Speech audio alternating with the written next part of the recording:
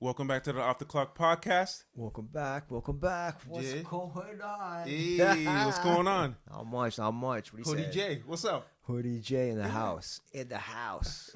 That means I didn't shave my head. Okay. Chilling, man. Chilling. I was at the beach the weekend. It was great. I had a cool chilling time. Watched the game, Game 7 on my phone. I was watching it on my phone at the beach. Okay. You got a nice relaxing time Yeah, away man. from the city. It was nice to get away. It's always nice to get away. How about yourself? Yeah, just hung out, just work. Watched Game 7, obviously. Right. Yeah, I'm glad it rained today. It's been a hot scorcher these past few days in Hot. Toronto, so yeah. Hot. What? We needed the rain. Oh yeah, I needed a good. Yes. You needed it for sure. So, what'd you think of Game 7? You know what? Halliburton was really aggressive to start the game. 9 And then he points. Like in the first 5 minutes. First 5 minutes, man, super aggressive. And then he goes down with the injury, man. That's sad. It's really sad. That was like, damn. Like there's some deflation going on. Yeah. Like there was definitely some deflation. Like not necessarily Pacers fans here, but you want to see a good Game 7 with everybody intact, right? Yes. But So- you know what, man? I just salute the Pacers because at the end of the day, they could have folded. No. They played tough all the way to the end, right? So, yeah, man, it's it's unfortunate, but most yeah. unfortunate. But Siakam in the Pacers, man, they just kept on plugging away, right? So They gave it their best go, but Yeah, what can you do with gutted. Kind of got gutted. yep, 100%. Definitely a deflating moment, They tough not just year, but especially in the playoffs. right? Yeah. They had a great run, historical run, and just think, even if they would have won, it probably would have went down in history as one of the best runs in recent memory.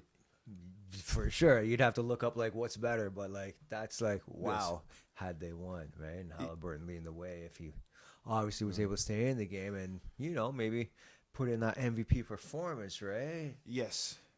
I I seen What? SGA. Sorry, On go the ahead. flip side, though, where would that put SGA in them if it ended up like that? Yes. Ooh, that would have been a tough off season for the OKC fans and the nightmares. organization. Yeah. Oh, for nightmares for sure. Crying in pillows. Yeah, because they're so close. Oh man, and they had one of the best seasons ever, right? Yes. So So it kind of worked out it the didn't best way happen. for them. So yeah, they Yeah. took home the chip. Yes, they did. Yeah, OKC is the champions. yeah. And they had a great year. I'm glad that the team that played the best in the regular season actually won the NBA championship. Sure, why not? I mean, they're the best all year. Cap it off. Yeah, and I understand the last 7 years what has been different champions. 7. So there's been 7. parity. Yeah. There's been parity, but again, too, a regular season team that finally played well in the regular season translated into the playoffs and ended up winning, right? So, Right.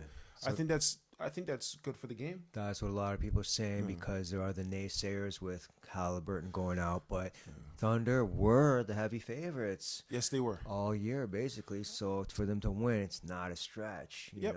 Like they were the heavy favorites. The Pacers put up a fight. Where did the Pacers go from here? Back-to-back Eastern Conference champions. I don't know. Like draft was last night. I don't know who they picked up. I don't know if they got anybody that's going to help them out right away. But maybe they got to ride it out until Halliburton gets back. Okay. And now, Siakam, we've seen him as a number one in Toronto. Lukewarm. Well, he was Subpar. not having fun being a number one, apparently. Yeah, that's very true. But again, too, the Pacers can provide him more depth, Yeah, right? for sure. More support. TJ will get more time. He was Yes. looking nice, right? So Yep. And TJ's a plug and play type player, right? So you can put him into the starting lineup. He can start. You can start more than a few games. you just gotta not shit the bed basically until Halliburton gets back. And let everybody Nemhard, let these guys Yep. step up, man. Step Yeah. up. What year is Nemhard now, or will he be? I want to say year 4 Oh, or okay. 5-ish. So it should be coming right into Yeah. you start getting into your prime and stuff because TJ's past his prime. Yes. But He's a solid vet. Yep. I think Nembhard and Mathurin have to take that next step Right. for the Pacers to do well next year. You know, and you know that leads me to the other person, elephant in the room. Where was Miles Turner this entire series? Like, I know, Rick said he was ill. Well, Miles is under the He weather. said You're looking at me crazy. He said he was sick. He Yeah, he said he was may ill. not even Like, from when? be with us tomorrow. I want to say at the beginning. I want to say game maybe 2 or 3. So only Yeah, of the he's- finals. Only of the finals. Yeah, only the finals. Oh, okay, He said okay, Miles okay. Turner was playing with an illness. Really? I did not know that. Yeah. I didn't hear that report. Right, so- his rebounding numbers were horrible. Yeah, and I just think that he just didn't provide any impact for the Pacers, which would have made the series a lot different. I thought he was okay. I didn't think it was terrible. Yes, I think he could have been better. Don't get me wrong. But I think because they're going as Halliburton goes, you know what I'm saying? Like, Yes. with Siakam being number 2, really. You know, you can say it was Siakam. I thought Miles, again, he played okay, not the best to his abilities, or his rebounding numbers really. I was like, wow, like he had 3 rebounds a couple of games, like never. Fell off I the don't think he cliff. had double digits ever. But you know what? To be fair to Turner, like he's not really a double type of player, right? He should be. He should be.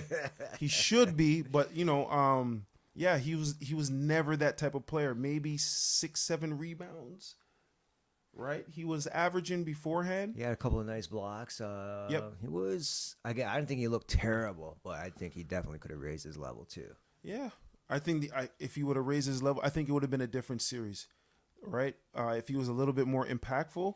But again, too, when Obi Toppin is rolling, TJ's rolling, and Mathurin had that one incredible game. Right. We didn't see much of Neesmith down the stretch, and he was on fire with Yes. that one game. I don't know, like, it looked like Rick was kind of going away from like the regular, standard of his rotation. I thought a little bit, Yeah. tighten things up. So yeah, he definitely tightened things up, and I think he went with TJ more so. Yeah. TJ was Right. like, he was like hoping he'd be like, that savior, but there's no way. There's no way. Yeah. You can be giving me good minutes, but the savior, no.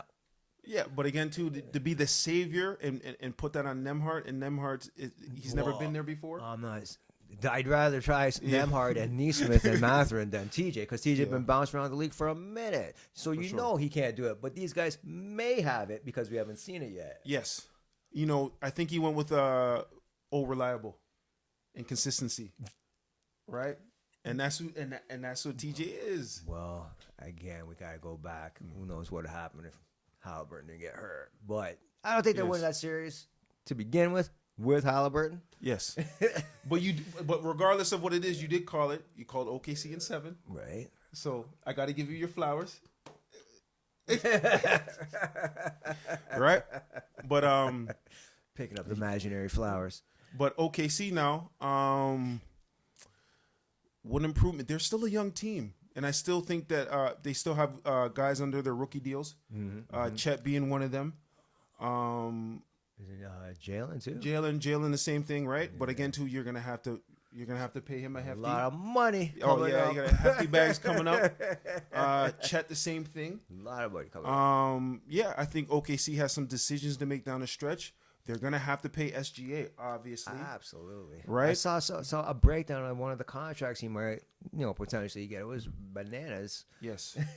Right? $70+ million at the back end of like a 5-year deal or something. You know Thank what I mean? you. And that equals out to like what? Probably 350, 400. I couldn't even remember. And once I hear those, and once I hear those numbers, I'm clicking. Okay, he's gonna get that.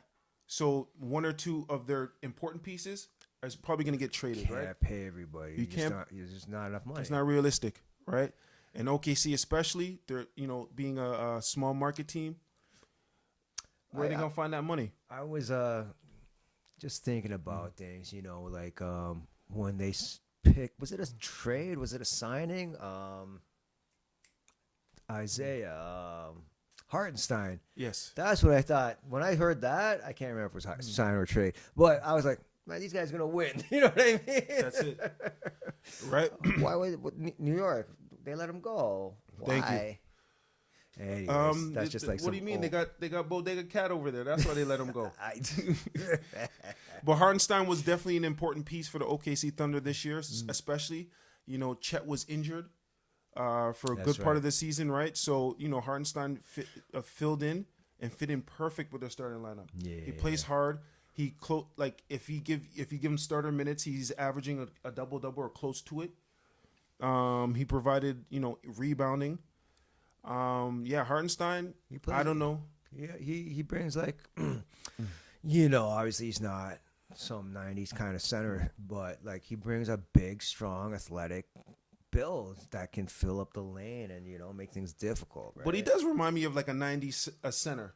Yeah, I just don't think he's as talented, right? Yes. But he has that look about him, right? And you're not running offense through him or whatever the case may be. He's going to get it off the board. Yeah. But Hartenstein was probably the most important piece, in my personal opinion, in the offseason. That's what I thought. Well, as soon as I seen that, I was like, oh, these guys are going to win for sure. And once Mark Daigneault finally installed him back into the starting lineup, right? I think that changed the momentum of the series, Yeah. in my personal opinion. I agree. For sure, 100%. Right, but again, to Cason Wallace, it gave him vital experience in the finals, right? Especially as a starter, right? So, it gives him something to aspire for. Bring him up a lot. You like him? Like, what is it about him? Cason Wallace? Yeah. I don't mind him. Okay. I just think he's a young prospect. Okay. But, you see something in him or not? I actually do. Okay. But again, too, OKC, they have a good young core, like a good bench with Aaron Wiggins and Cason Wallace. It's the combination of those two. Yeah, for sure. They remind me of a Mathurin and Neesmith. And Neesmith. Yeah, I was thinking the same thing. 100%, right? So, OKC has a lot of building blocks. They're going to have to make a lot of tough decisions, right? But again, too, it's nothing. It's good. It's good decisions down the stretch that they're going to have to make. If they stand pat, they're still a deep playoff team. Yes. Let's not just discuss like repeating or anything like that. But standing pat, they still go deep in the playoffs. Oh, yeah, for sure, 100%. And I think they have the playoff experience as a group now, as a collective. For sure. Right? So, man, they're gonna be competing for the next 3-4 years. KD Rockets. Oh, listen, that's for another segment. We're gonna definitely talk about that 100%. Right? But that is definitely an interesting part that's staying. That's it's gonna be competition. Yeah, so that's another thing we can get into just now. Like, teams coming up, challenge for the crown, right? A lot of trades happened recently, so we'll get into that in a minute.